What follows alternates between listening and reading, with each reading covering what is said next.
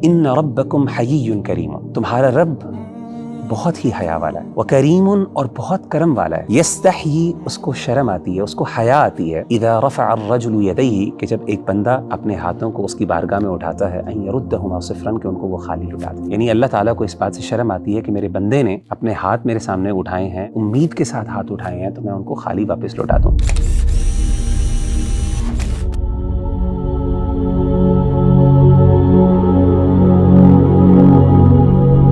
اگر اب انسان جب ایک خاص دعا کرتا ہے اپنے لیے، جس کی وہ کوشش بھی کر رہا ہوتا ہے، اللہ سبحانہ و تعالیٰ سے وہ ایک امید بھی کرتا ہے کہ میری یہ دعا بڑی جلدی قبول ہو جائے گی، لیکن کبھی کبھی ڈیلے ہو جاتا ہے اور دعا قبول نہیں ہوتی، تو انسان ایک ٹائم آتا ہے کہ مایوسی کی طرف جاتا ہے، اور ایسی مایوسی کی طرف جاتا ہے کہ اس کو ڈپریشن ہونے لگ جاتا ہے، اللہ سبحانہ و تعالیٰ سے یہ مایوس ہونے لگ جاتا ہے۔ تو مغیرہ بھائی، اس مایوسی سے کیسے نکلا جائے؟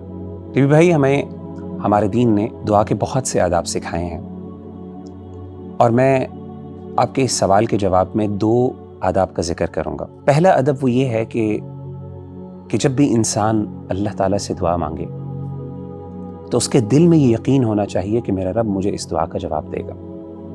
ادعوا اللہ وانتم موقنون بالاجابہ، کہ تم اللہ تعالیٰ سے اس طرح دعا مانگو کہ تمہارے دل میں یہ یقین ہو کہ میرا رب مجھے اس کا جواب دے گا۔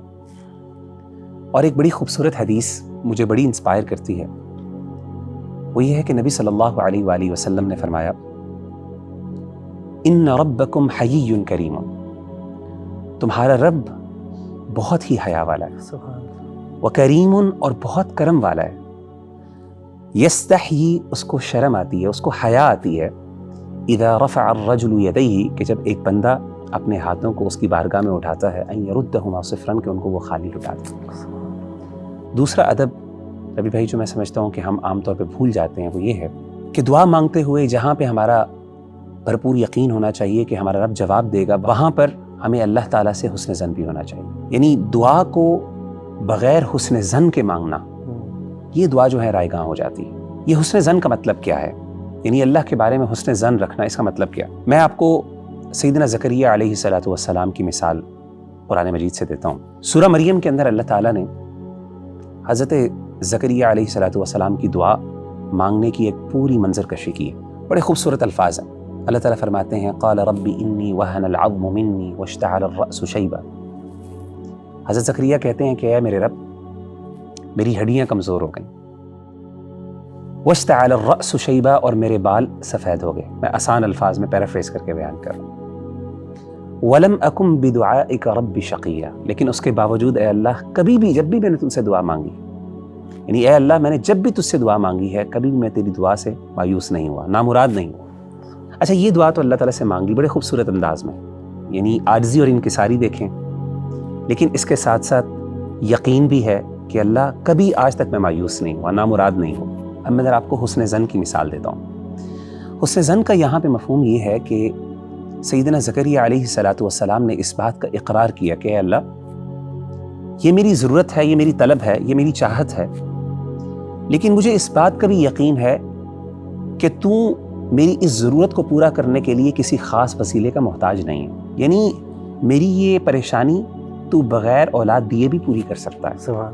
اب دیکھیں قرآن مجید میں دوسری جگہ پہ اللہ تعالیٰ نے ان کے حسن ظن کے بارے میں کس خوبصورت انداز سے ذکر کیا۔ قرآن مجید کی آیت ہے، وَزَكَرِيَّا إِذْ نَادَىٰ رَبَّهُ رَبِّ لَا تَذَرْنِي فَرْدًا وَأَنْتَ خَيْرُ الْوَارِثِينَ، کہ زکریا نے اپنے رب کو پکارا اور کہا کہ اے میرے رب، لا تذرنی فردن، مجھے اکیلا نہ چھوڑ، وَأَنْتَ خَيْرُ الْوَارِثِينَ اور تو بہترین نگہبان ہے، وارث ہے۔ یعنی یہاں پہ اولاد نہیں مانگی، اپنی ضرورت کا، اپنی طلب کو پیش کیا کہ اللہ، میرا اصل مسئلہ یہ ہے کہ مجھے اس بات کا ڈر ہے کہ میرے بعد کیا ہوگا۔ جو انسان کو سب سے زیادہ خوف ہوتا ہے کہ جب میں اس دنیا سے رخصت ہو جاؤں گا تو میرے گھر والوں کا کیا ہوگا، میری بیوی کا کیا ہوگا، میرے والدین کا کیا ہوگا، لیکن ساتھ اس بات کا اقرار کر دیا، اللہ تو بہترین وارث ہے۔ کیا مطلب ہے؟ سب سے بہترین نگہبان تو ہے۔ یعنی ضروری نہیں ہے کہ مجھے اولاد ملے، لیکن یہ پتہ ہے اس بات کا کہ تو میری ضرورت کو پورا کر سکتا ہے، کیونکہ تجھ سے بہتر نگہبان کوئی ہو نہیں سکتا۔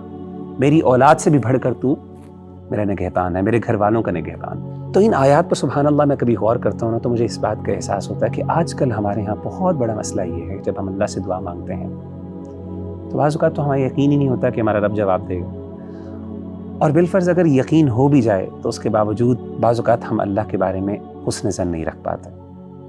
ہم سمجھتے ہیں کہ شاید میرا مسئلہ تبھی حل ہو سکتا ہے جب یہ خاص چیز مجھے مل جائے. ہمارے انبیاء نے اور ہمارے جو رسول تھے انہوں نے اپنی زندگی سے اس بات کو واضح کیا کہ اللہ ان چیزوں کا محتاج نہیں ہے.